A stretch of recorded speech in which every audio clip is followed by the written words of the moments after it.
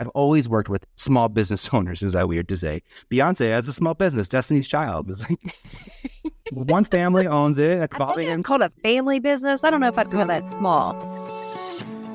Top leaders, meaningful conversation, actionable advice, bulldoze complacency, ignite inspiration, create impact. Produced by the Southwestern family of companies. This is the Action Catalyst. Are you interested in advertising with the Action Catalyst? Our listeners could be hearing about your brand right here, right now. For details, shoot us an email at info@theactioncatalyst.com. Today's guest is Emmy Award-winning media brand advisor, strategist, and content coach, Vinnie Potestivo. Vinnie spent time as a network executive at MTV Networks for 9 years, as well as with Bravo, and a number of other networks, where he was an early pioneer of reality television. Currently, he is the founder of VPE Talent, and also hosts his own hybrid podcast and television program, titled, aptly enough, I Have a Podcast. We hope you enjoy. Hello. Hi. How are you? Good. How are you? I'm good. Am I early? Am I too early? Sorry. So, what about you in Brooklyn? I know you're from there. So are you usually based out of there? Yeah. I'm originally from Staten Island, so I didn't move too far. But yeah, I stayed in Brooklyn. I've been working from home for about like five years now. Everyone's like, "You're so lucky." I'm like, "No, I had to learn how to work with somebody else in my space." It wasn't like everything just continued as norm. But virtual producing, a lot of like consulting with beauty brands and celebrities that have sort of other types of apparel brands or beauty brands, skincare brands. That was like my pandemic gig. Turning like Instagram studios into podcast studios. It's been fun, by the way, helping brand owners that don't identify as being creators. You know, they're chemists, estheticians by trade, and now they get to be creators. And then I just give them like powerful tools like Instagram. You know, there's this new thing out. It's called Instagram. The kids call it the gram. I geek out. I get excited about this. It's like the creative toys are so much better now than when I was a kid. You know, I had to be an intern and get approved by like a network executive. And, you know, now people with an iPhone are like fun executive producers. Here I am, like the Pied Piper or the British, you know, the so-and-so are coming, whatever that. Paul Revere. Yeah, Paul Revere. The British are coming. I know. Yeah, exactly. Instagram guides are changing. Yeah. This is going to be like pulling teeth, I can tell. Okay. You obviously have a ton of recognition. I think I read you have an Emmy or 2 or 3. So that makes you seem super cool. And like you have this super cool job. From your perspective, what is cool about your job? I know what the world thinks. Yeah. Do you know how I described my job just earlier to a family member? And it made me laugh. I said, I've been in unpreferred media my entire life. Ooh, you work for MTV. Ooh, Bravo. Really? You did that housewife thing? And I'm like, I got to work with awesome storytellers that had to go through a television network to get their stories heard by hundreds of millions of people globally, worldwide. And MTV was a brand that had that reach. So because of where I was at the timing of when stories became an economy in and of themselves, they became a commodity. I think inherently, there's something cool in helping the underdog. I think that's cool. Everything I've done has always been helping someone who felt under something, get over something. And usually it was a creative way to do it. And I think what might be interpreted cool about that are maybe the people that I got to help, for sure, because they changed culture. So for example, the challenge on MTV, you know, when it came time to host a challenge, I knew it had to be an athlete. And we had Johnny Mosley and Dave Mira, God rest his soul, host. And we met TJ Lavin. TJ was an athlete, a BMXer at a time where BMX as the sport itself was getting landed on the map. So he was one of the front faces for that. And we had this really probably be very politically incorrect and super inappropriate, not safe for work conversation once that changed our career. That changed our career, literally changed our careers. I was going to say lives, but it changed our careers first. I felt heard and seen as a gay guy by an athlete. And I felt that in a room where I wasn't going to be, that I had an ally and someone who wasn't even asking to be. He just showed up that way. And there was a conversation we had that just made me, I remember the feeling of being so respected and so safe at a time where in the media, well, I don't even have to get into sexism in the media. We look at, what it did to Britney and some of the females. What drove Jessica Simpson to having a show called Newlyweds was literally her way of slowing the story down. MTV used to give artists 3 minutes to tell their story in music videos. She asked for 30. No one was asking for that. So when you ask for things, you get them. And then also I learned from the audience's perspective, the thing, that they support things they love and they support things they love to hate too. So do you still keep in touch with Jessica? I do. Yeah. And She doing well? Yeah. So empowered by her story. And she's done it again. Right. And it amazes me, by the way, this is the best part, is if you would have asked Mandy Moore, Jessica Simpson, Christina Aguilera, and Britney Spears, if you would have asked the four of them, who's going to be the billionaire? I promise you, Jessica, I don't want to say I'll say it. She would not have been top 3 back then. But she had the gift of reality TV at a point in time where what we didn't have until 2007 with social media, where we couldn't understand feedback about things we were saying. And she was lucky to get that in 2000, where she had some control, not all, but some control over what ultimately hit air. So let me ask you this. One of the things that is said about you is that you're the man behind reality TV. That's not fair. I got to give a big shout out to Jonathan Murray, Mary Ellis Bunham, who was his partner in crime. So I'm assuming then the inspiration for you behind reality TV came from the Blair Witch Project. By the way, that's hysterical. You see that. To be honest, my job at first was to hire hosts. So the first big moment for me, beyond discovering talent, was talent were not touchable or approachable at MTV until my department got there.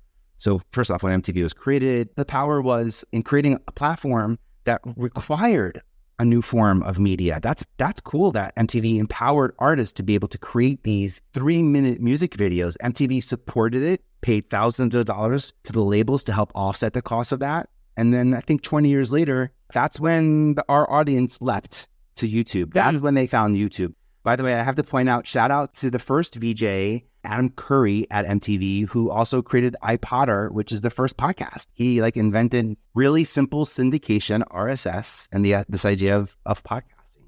Rockin'. What have you seen from a talent perspective, talent 10 years ago that you went looking for versus talent today?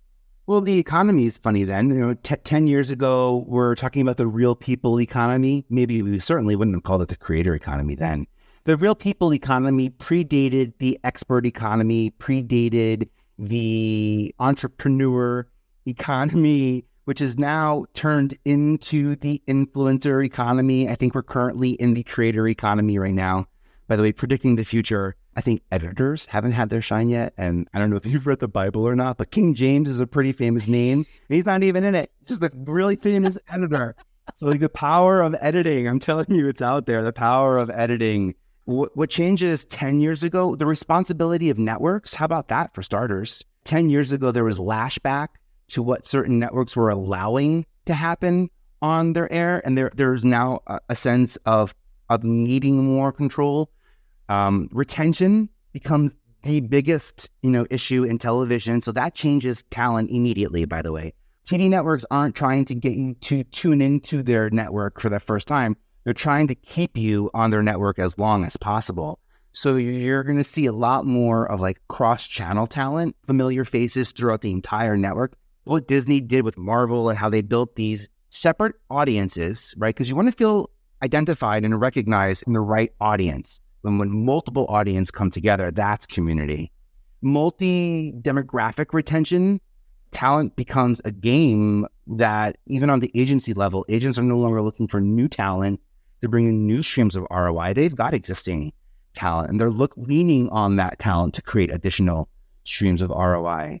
Okay, so let's take this a little bit broader here, because one of the things I think I've heard you mention a couple times, I think is really interesting. I'm running a company. I run a team. 20 years ago, TV was it. I mean, we had a few other platforms, but now we've got all these different things. So speak to me about, I have a brand. Now there's so many things. Talk me through that. Yeah, the answer is time. First and foremost, that's where I go to a blank piece of paper And I'm just literally going to draw a timeline. I'm going to put today's date. I'm going to put the end of the year. I'm going to figure out what I'm capable of creating and doing and impacting in the next 2 to 3 months. I'm going to look at that schedule and multiply it by 4 so I can figure out what an annualized plan is. By the way, this is a weird way to answer the question. When I was trying to lose weight, I didn't want to lose weight.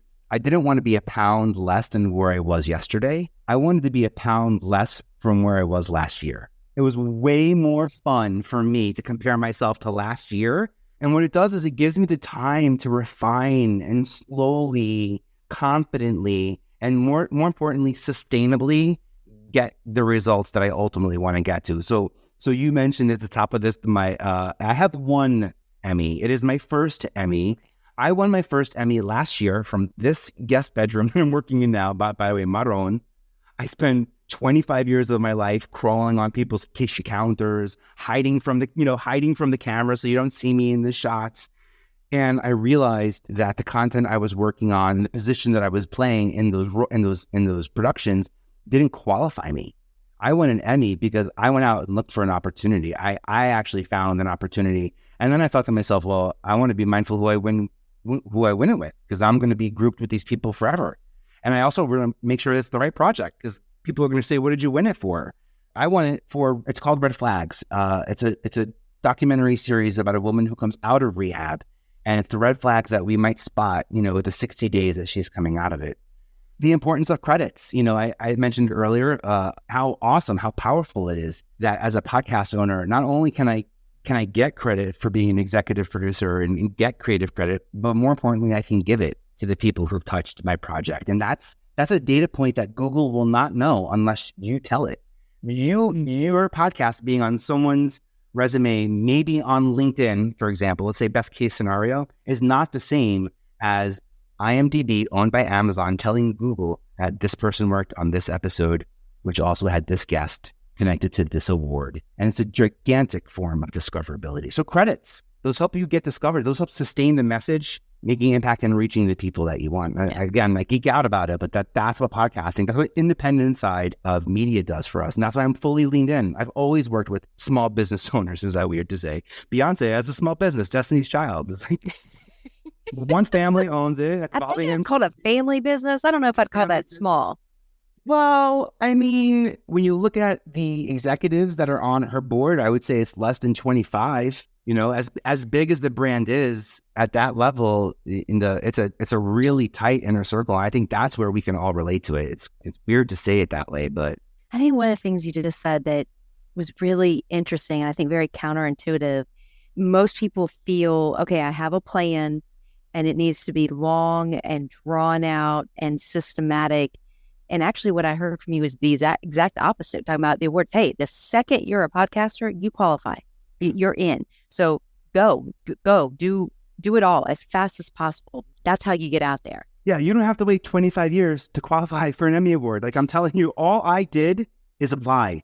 I saw what qualified to win, what I had a goal. I told a couple of friends, but I make these decisions now based on the future. My secret to success has been not making decisions based on now, making decisions based on the outcome of now. I don't care about this current, choice if it doesn't get me the outcome, the larger outcome that you've called me in to make happen, making me realize that every room that I'm in is important. And I hold on to my name. It's one hell of a long name. It's not easy to say. It's like Vinnie Potestivo. Oh my goodness.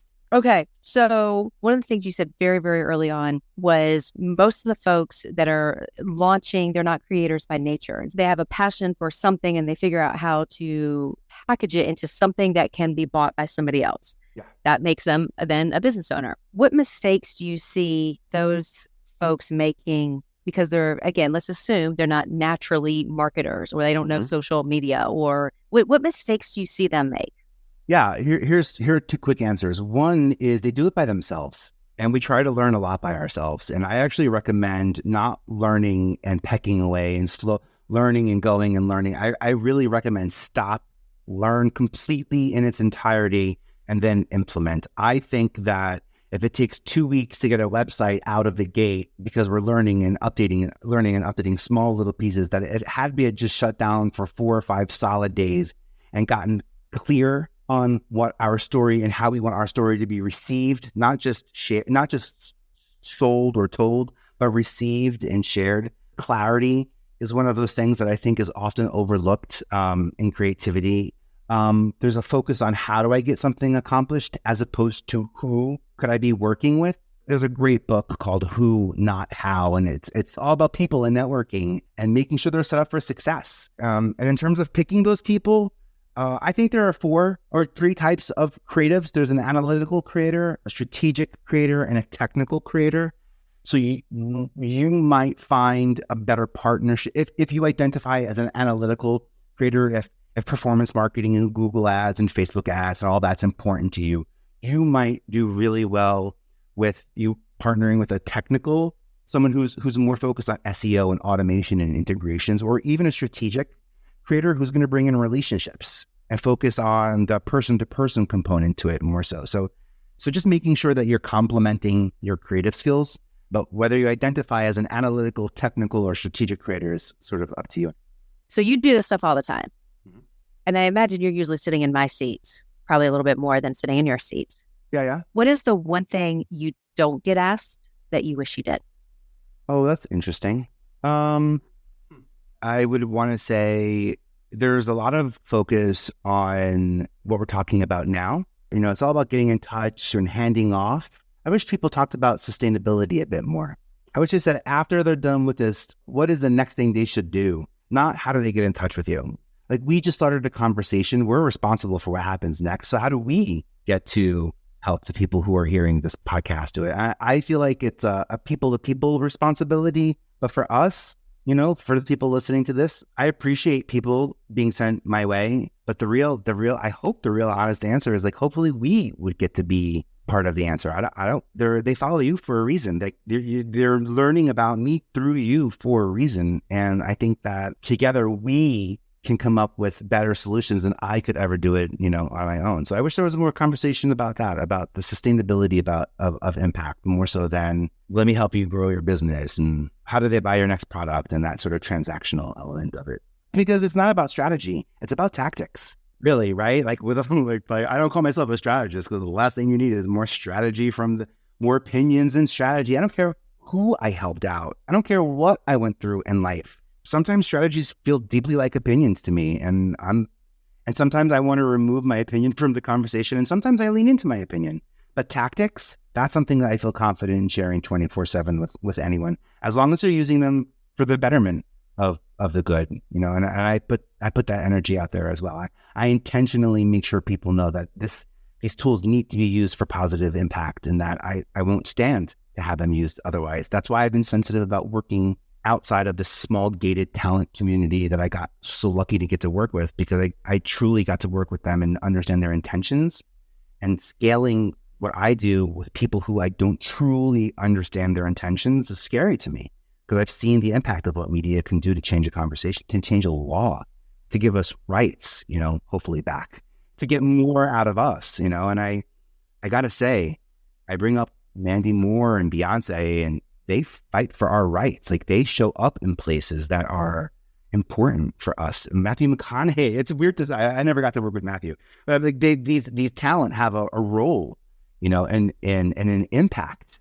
So how we empower them and who we select to celebrate and turn into celebrities, that's us as an audience. That you can't blame MTV for a certain type of show or Bravo for a certain type of show, because I was at the network. I'll tell you what the network says, but the audience watched it. I think this is not something I've heard a lot out there, and it echoes your idea of sustainability, of impact, which I think there's a lot of power in that, but it's support versus promote. Yeah. And think about how organic that is, because if you really support something, it naturally gets promoted. But people today, we're so used to it so much coming at us. Don't you think? Yeah, and we're so absolutely. used to it. It's almost at times we put up that guard, like, oh, don't come at me. But when it's, hey, this is just a cool thing, come be a part of it, or come listen to it, or whatever, the byproduct is the promotion, but the intention is the support. And I think it makes for a much more organic response, which in turn, to your point, it's with the right intention. Yeah, because there's cause, there's inspired action that's bringing them to you. There's momentum bringing them to you. What's going to happen after they find you is two things. One, they're going to share, maybe verbally with their team. This is a real legit way to grow your brand without having to focus on the name, the artwork, all of the creative ways that we understand branding impacts the way that our message gets out there. But by focusing on the actual message itself and stripping away all of that creative packaging, unwrapping the gift, it makes it easier to share. It makes it easier to discover. That's just one way that we can help ourselves be more discoverable. You don't need to be more visible to be discovered. 20 years ago, 10 years ago, more was more was more was more. Even that term, no press is bad press. I can't disagree with it. Don't tell me there's no such thing as bad press. That's long as the day when that was the truth. Now we have a choice and a decision of how we get represented. We're not at the whim of 5 public companies that have access to the airwaves. We, the power of people, can change that. And it stems from what we create and what we consume. So y'all watching those weird shows and then complaining about it, guilty pleasure. Now I'm in defensive media. That's awesome. Vinnie, you have been super generous with your time, your willingness to share, very appreciative. Anything else? Thanks. No, there's nothing I haven't shared that I also haven't documented. So if I can bring that up, I have a free creator hub. There's PDF versions and HTML version. I ask for you to come and sign up for a free account. That's at vpe.tv. Over 100 awards worthy of winning. 60 podcast platforms I think every podcaster should be on in 2023. 50 creator platforms that pay. I have hundreds of tactics and links to share. The power of the creator economy, how to convert using influencer marketing. I have a free masterclass up there. So please feel free to use these resources to be successful early and consistently throughout your career. And say hi to me on LinkedIn. Vinnie, thank you. Really fun. So nice to meet you. Yeah, that was awesome. Thank you. If you enjoy this podcast, please make sure to subscribe. And to stay updated on everything that the Action Catalyst is up to, make sure to follow us on Facebook and Instagram at Action Catalyst Podcast and on Twitter at Catalyst_Action. And as always, thanks for listening.